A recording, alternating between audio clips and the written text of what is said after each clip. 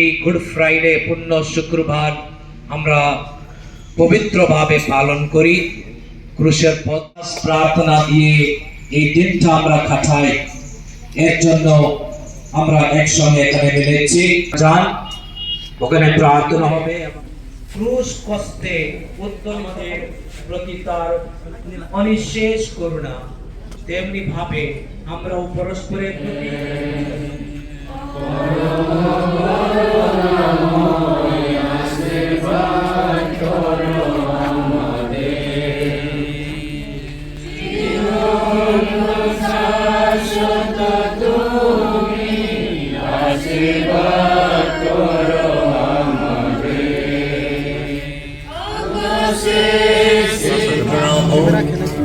মৃত্যুবরণে কথা স্মরণ করি।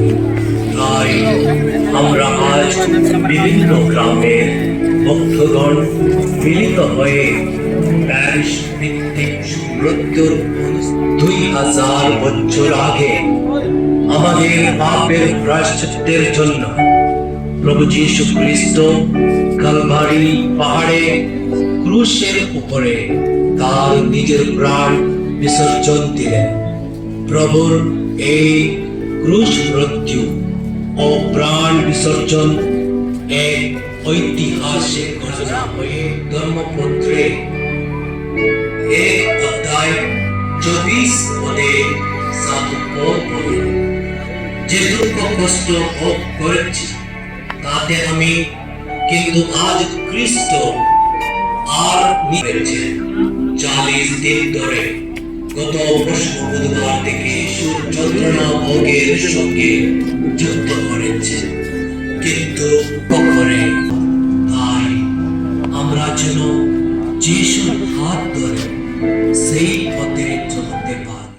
কালভারি পর্বতে যিশু ক্রুশ বয়ে নেওয়ার ঘটনাটি অভিনয় আধারের সঙ্গে আমরাও নিজ নিজ পাপের জন্য অনুতপ্ত হৃদয়ে মন পরিবর্তন যে যার সুবিধায় হাঁটু দিয়ে কেউ বা দাঁড়িয়ে ভক্তিভাবে নিরবতায় ক্রুশের পথে অংশগ্রহণ করবে।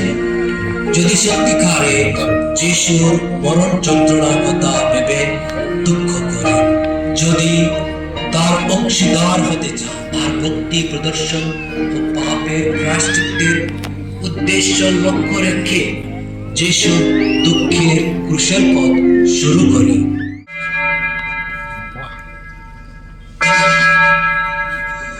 প্রথম স্থান যিশুর প্রতি মৃত্যুদণ্ডাদেশ।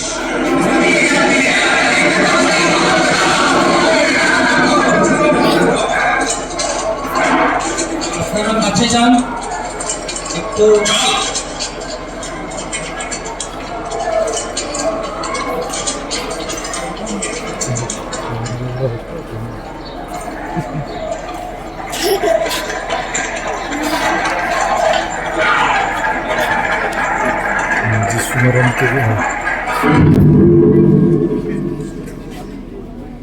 এই লোকটির বিরুদ্ধে আপনাদের কি অভিযোগ? ও অন্যায় না করলে ওকে আপনার হাতে তুলে দিতাম না। তাহলে আপনারাই বরং ওকে নিয়ে যান আর আপনাদের বিধান মতে ওর বিচার করুন। কিন্তু ধর্মপ্রাণ নেওয়ার অধিকার তো আমাদের নেই। কি ইহুদিদের রাজা? এই কথা আপনি কি নিজে থেকেই বলেছেন, না অন্যরা আমার বিষয়ে আপনাকে বলেছে? আমি কি ইহুদি? তোমার নিজের জাতির লোকেরা আর প্রধান যাজকেরাই তো তোমাকে আমার হাতে তুলে দিয়েছে। তুমি কি করেছো? আমার রাজ্য তো এই জগতের নয়। আমার রাজ্য যদি এই জগতের হতো তাহলে ইহুদিদের নেতাদের হাতে যাতে তুলে দেওয়া না হয়, তার জন্য আমার লোকজনেরা নিশ্চয়ই লড়াই করতে। কিন্তু না, আমার রাজ্য এখানকার রাজ্য নয়। তাহলে তুমি রাজা? আপনি নিজেই তো বলেছেন আমি রাজা। সত্যের সপক্ষে যেন সাক্ষী দিতে পারি। এর জন্যই আমি জন্মেছি, এর জন্যই জগতে এসেছি। সত্যের মানুষ যারা, তারা প্রত্যেকেই আমার কথা শুনে। আমি তো ওর দণ্ডনীয় কোনো অপরাধ খুঁজে পাচ্ছি না। শোনো, তোমাদের এখানকার একটি প্রথা অনুযায়ী আমি তো নিস্তার পর্বের সময়ে তোমাদের ইচ্ছা মতো একজন বন্দীকে মুক্তি দিয়ে থাকি। তবে তোমরা কি চাও যে আমি ইহুদিদের রাজাকে মুক্ত করে দেই? না, ওকে নয়, রাজাকে। দেখো, আমি এবার ওকে তোমাদের কাছে বের করে আনছি। আমি যে ওর দণ্ডনীয় কোনো অপরাধ খুঁজে পাচ্ছি না, সে কথা এখন তোমাদের বোঝা দরকার। এই যে সেই লোকটি, ওকে ক্রুশে দাও, ক্রুশে দাও, ওকে ক্রুশে দাও। তোমরা নিজেরাই ওকে নিয়ে যাও আর পুষে দাও। আমি তো ওর দণ্ডনীয় কোনো অপরাধ খুঁজে পাচ্ছি না। আমাদের একটি বিধান আছে, আর সেই বিধান অনুসারে ওর মৃত্যু হওয়াই উচিত। কেননা ও নিজেকে ঈশ্বরের পুত্র বলে দাবি করেছে। তুমি কোথা থেকে এসেছো? কি আমার সাথে কথা বলবে না? তুমি কি জানো না তোমাকে মুক্তি দেওয়ার অধিকার আমার আছে, আবার তোমাকে পুষে দেওয়ার অধিকারও আমার আছে। আমার উপর তোমার কোনো অধিকারই থাকতো না। ঊর্ধ্বলোকে থেকে যদি না আপনাকে তা দেওয়া হতো। তাই আমাকে যে আপনার হাতে তুলে দিয়েছে, সেই বরং আরো বড় অপরাধী। ওকে যদি আপনি মুক্ত করে দেন, তাহলে আপনি কিন্তু সিজারের বন্ধু নন। যে কেউ নিজেকে রাজা বলে দাবি করে, সে তো সিজারের বিরোধিতা করে। ওকে ক্রুশে দাও, ক্রুশে দাও, ওকে ক্রুশে দাও। আমি কি তোমাদের রাজাকে পুষে দেব? সিজার ছাড়া আমাদের কোনো রাজাই নেই। আপনারাই ওকে পুষে দিতে চাইছেন, আমি নয়। এটা মনে রাখবেন, এই লোকের রক্তের জন্য আমি কিন্তু নির্দোষ।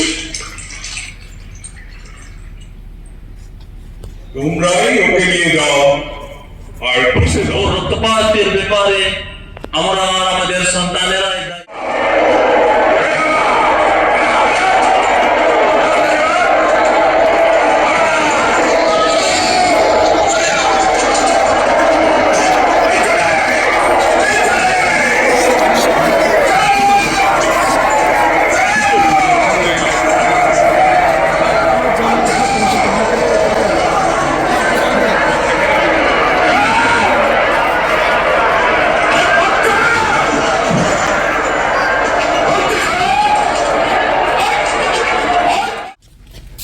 পিলাতের বাসভবনে নির্দোষ যিশুকে রোমান সৈনিকেরা বন্দী করে নিয়ে আনলেন এবং পিলাত রাজার সম্মুখে যিশুকে নানাভাবে দোষারোপ দিয়ে অভিযুক্ত করতে লাগলেন।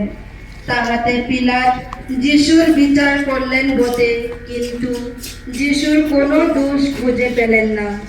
তথাপি জনতার ক্রুশে দাও চিৎকারে এবং নিজের নির্দোষ যিশুকে নিষ্ঠুর সৈন্যদের হাতে সৈন্যরা যিশুকে নিয়ে নির্মমভাবে নির্যাতন, লাঞ্ছনা, অপমান করলেন ও কোষাঘাত করলেন। কিন্তু প্রভু যিশু ওই নিদারুণ অপমান ও লাঞ্ছনা নীরবে সহ্য করলেন। যিশুর স্কন্ধে ক্রুশ কাপড়। এই ক্রুশ কাঁধে নিয়ে কালবেরি পাহাড়ে চলো। এই ওর কাঁধে এইবারে ক্রুশ তুলে দাও।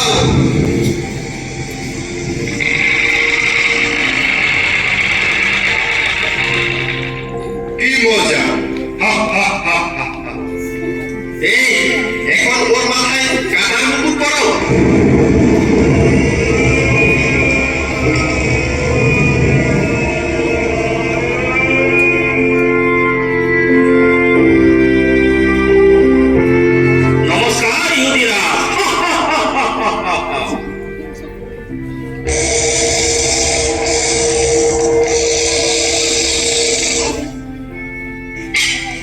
বলো তো দেখি, তোকে কে মেরেছে? এই, এখন ওকে চাবুক মারতে মারতে ওই কালবাড়ি পাহাড়ে নিয়ে চলো।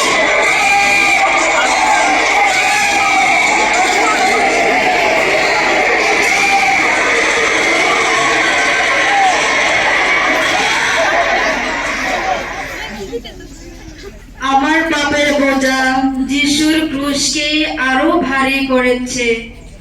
আমার মুক্তির জন্যই যিশু স্বেচ্ছায় সেই ভারী ক্রুশ কাঁধে নিয়ে দুর্গম কালবারি পথে অগ্রসর হলেন।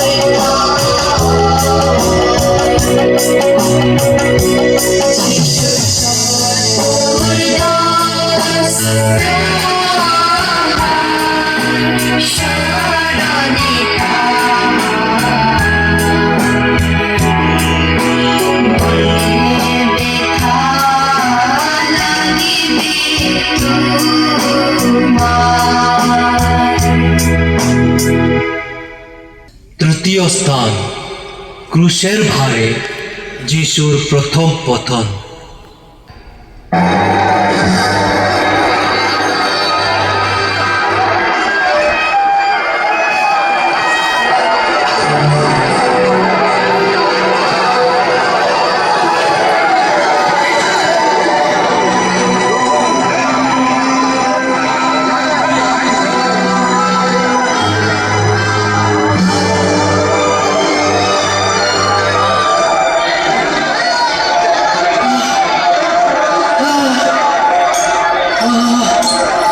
আমি আর পারছি না।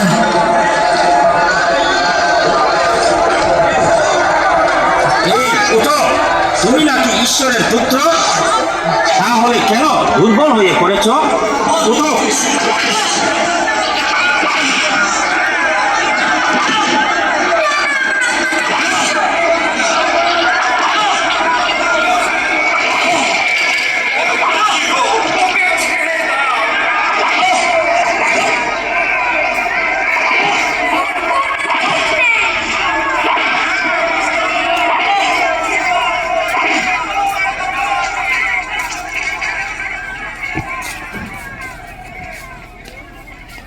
সৈন্যরা যিশুকে অনেক চাবুক মেরেছিল, তার মাথায় কাটার মুকুট পরিয়ে দিয়েছিল, তাহাতে তার শরীর থেকে এতই রক্ত ঝরে পড়েছিল এবং ভীষণ দুর্বল হয়েছিল, তাই এই ভারী ক্রুশ নিয়ে প্রভু মাটিতে পড়ে গেলেন।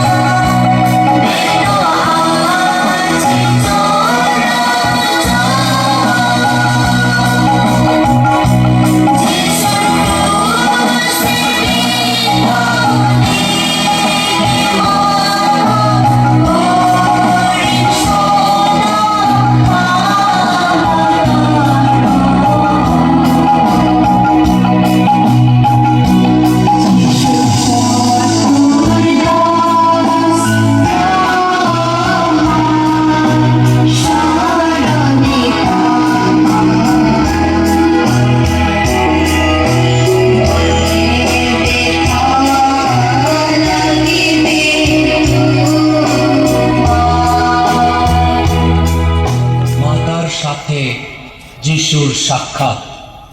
হে প্রভু, আমরা তোমাকে পূজা করি ও ধন্যবাদ দেই।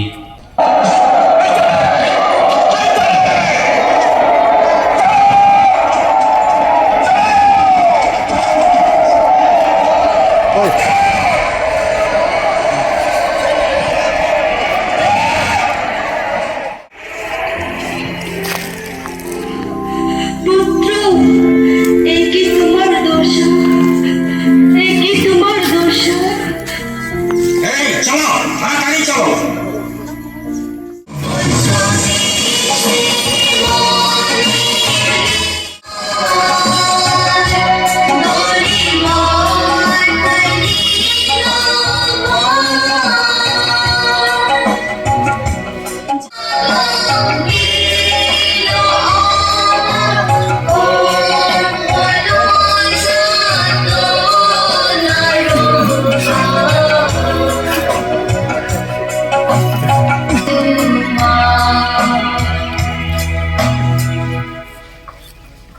পঞ্চম স্থান সিরিনীয় শিমন ক্রুশ বহন করতে যিশুকে সাহায্য করেন।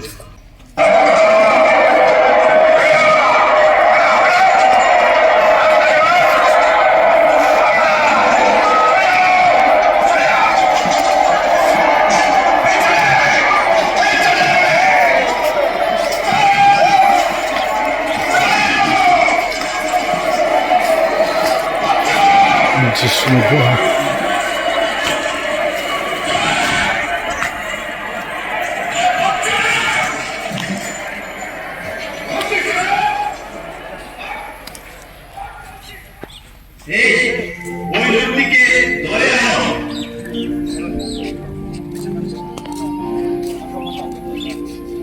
তোমার নাম কি? আমার নাম সিরিনীয় শিমন। এসো, ওকে ক্রুশ বহন করতে সাহায্য করো।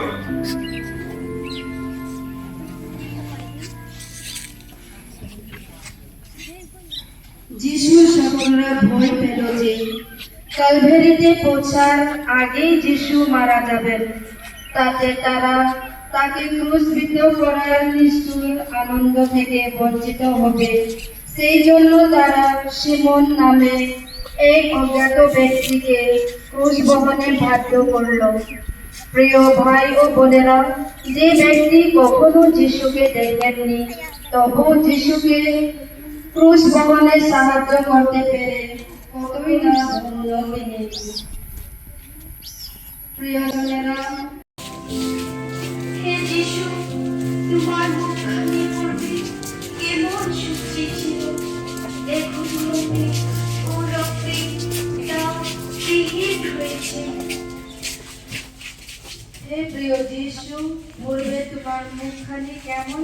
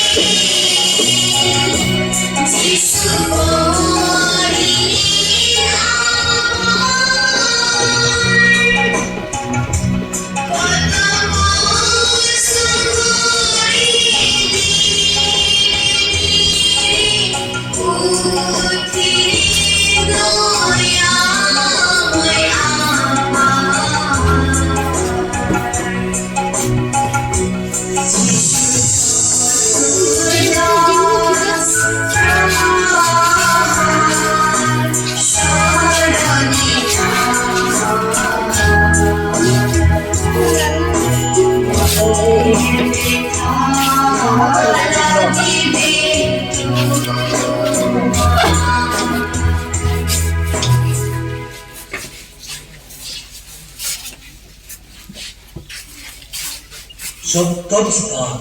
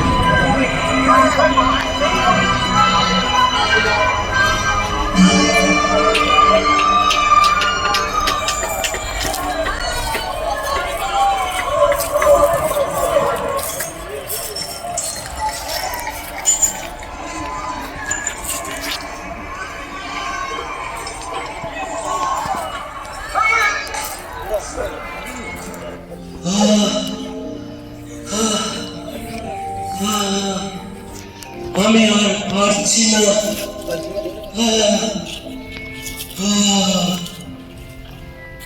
এই উঠো উঠো, তুমি নাকি রাজা? মন্দির ধ্বংস করে 3 দিনের মধ্যে গড়ে তুলতে পারে, তবে কেন এত এখন শক্তিহীন? উঠো, তাড়াতাড়ি চলো।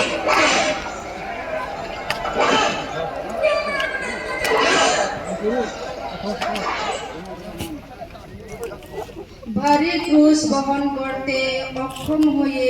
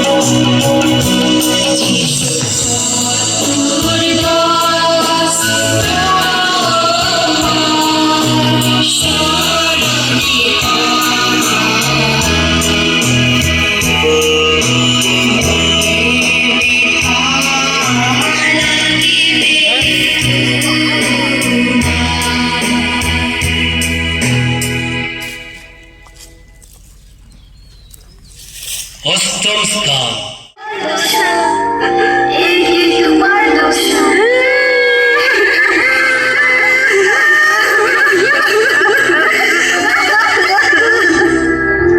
হে জেরুসালেমের মহিলাগণ, আমার জন্য না কেঁদে নিজেদের পাপের জন্য কাঁদো। চলো, তাড়াতাড়ি চলো।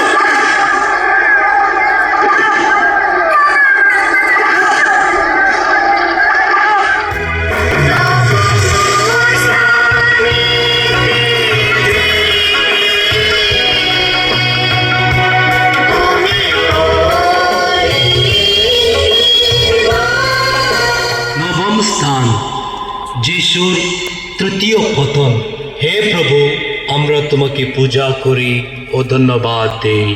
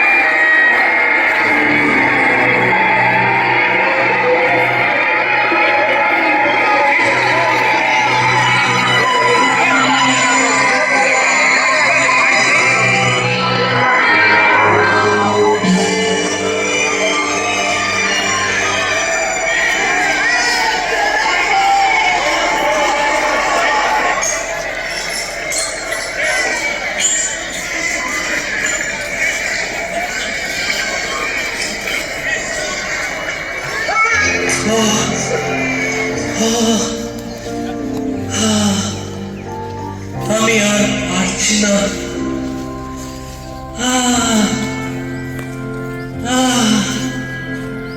আমি আর পারছি না। এই উঠো উঠো, তাড়াতাড়ি বেটা, উঠো।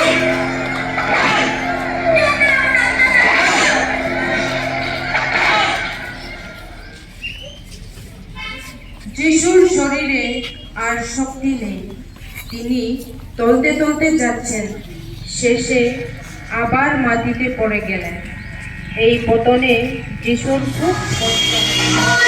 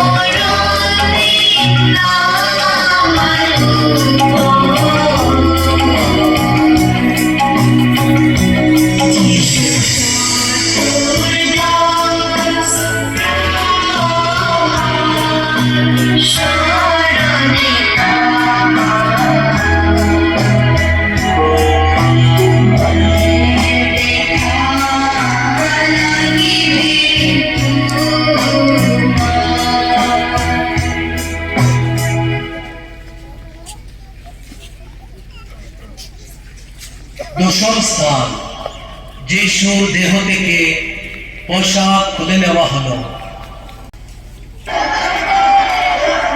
এই ওর কাঁধ থেকে ক্রুশ সরিয়ে ফেলো।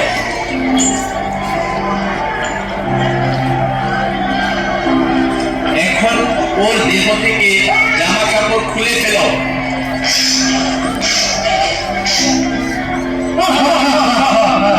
কি মজা!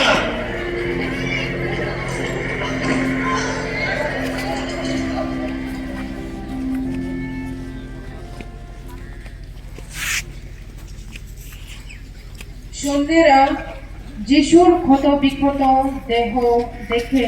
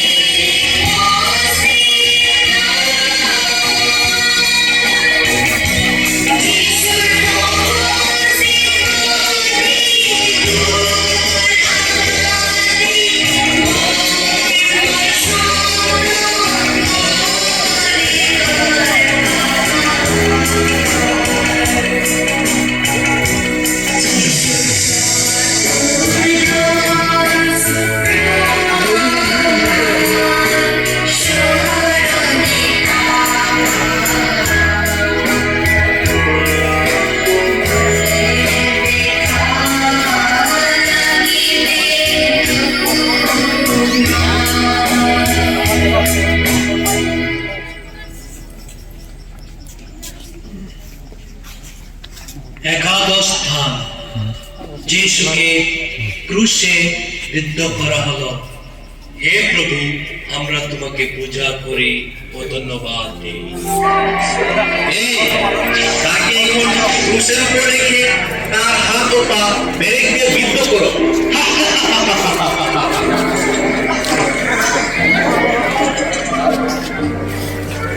দেখো দেখো কেমন মজা!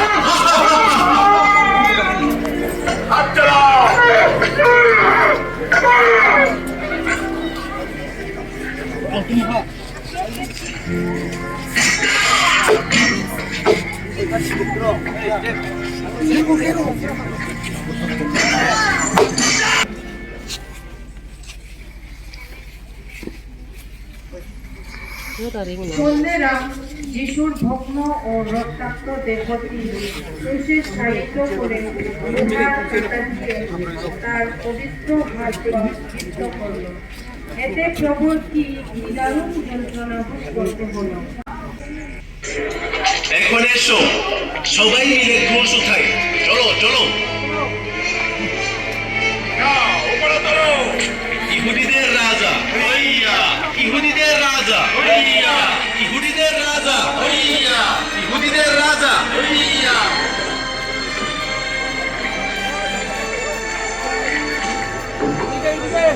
এবার গোছটা লাগাও।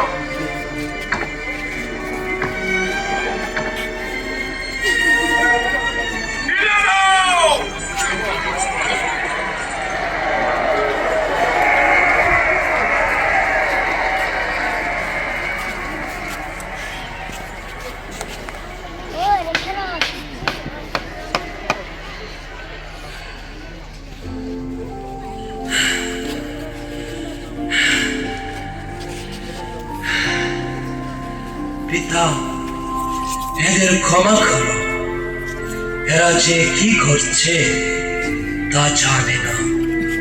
এ অন্যদের বাঁচায় অথচ নিজেকেই বাঁচাতে পারছে না। ক্ষমতা থাকবে নিজেকে বাঁচাও।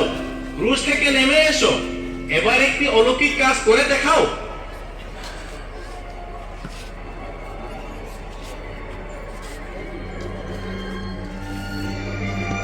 তুই যদি সত্যি ঈশ্বরের পুত্র হোস তাহলে ক্রুশ থেকে নেমে আয়। এইটি কোনো সাধারণ পোশাক নয়, মনে রাখো কিন্তু। না না, এটা গুটি পেলে দেখি কার বাগে পড়ে। এই, এটা আমি পেয়েছি। মা, ওই দেখো তোমার ছেলে, ওই দেখো তোমার মা।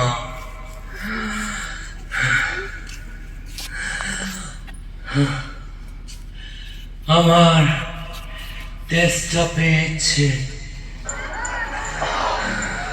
ও, ওর নাকি তেষ্টা পেয়েছে। নে, জল খেয়ে তেষ্টা মেটাও।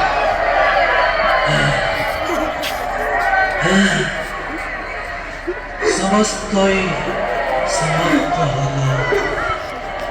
হে পিতা, তোমার হাতে আমার প্রাণ সঁপে দিলাম।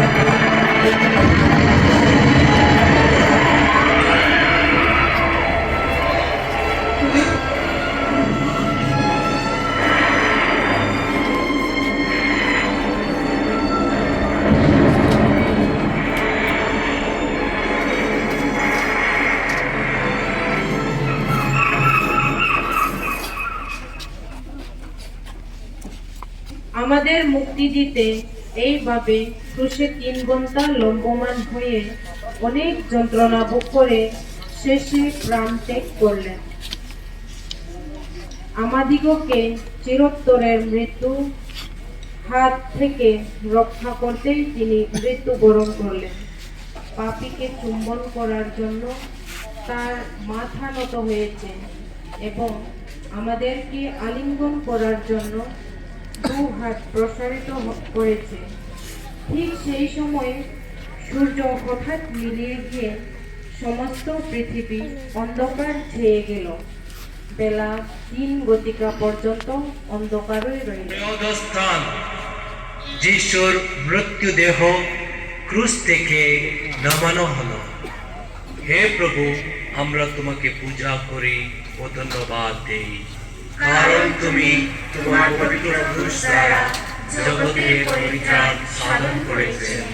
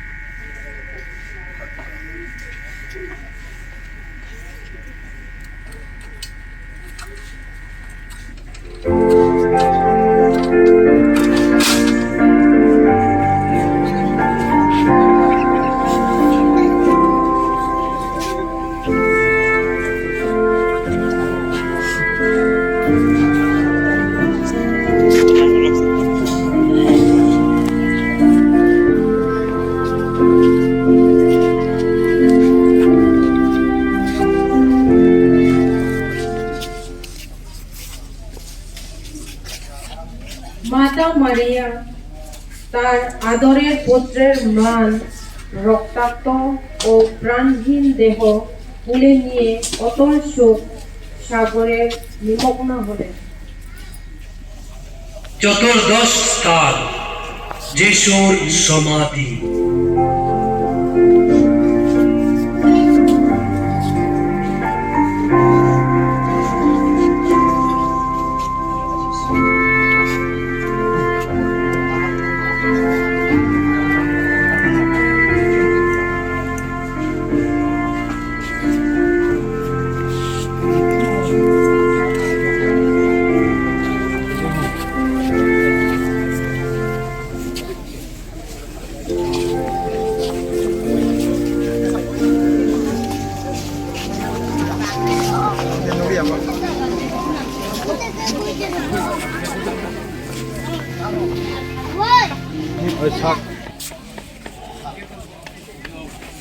আদিমাতৃ অসীম